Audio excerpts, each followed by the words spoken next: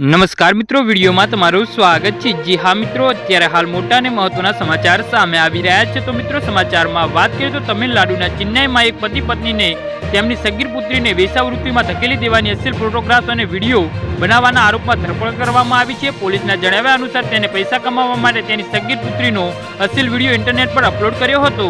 જી હા મિત્રો, અત્યારે હાલ મોટા સમાચાર સામે આવી રહ્યા છે। બાળ કલ્યાણ સમિતિ CWC દ્વારા ફરિયાદ દાખલ કરવામાં આવી હતી, જેના પગલે પોલીસ ટીમે સાયબર ક્રાઇમ દ્વારા પ્રાપ્ત ડેટાનો ઉપયોગ કરીને દંપતીને શોધી કાઢ્યું છે। જી હા મિત્રો, પોલીસે એક આરોપીની મોબાઈલ ફોન જપ્ત કર્યો છે અને તેમાં સગીર છોકરીઓના અનેક વિડીયો અને ક્લિપ્સ મળી આવ્યા છે। ટાઈમ ઓફ ઇન્ડિયા અહેવાલ મુજબ પોલીસે જણાવ્યું હતું કે મોટા ભાગના વિડીયો છોકરીઓની સંમતિ વિના છુપાયેલા કેમેરા ઉપયોગ કરીને શૂટ કરવામાં આવ્યા હતા। જી હા મિત્રો, અત્યારે હાલ મોટા અને મહત્વના સમાચાર સામે આવી રહ્યા છે।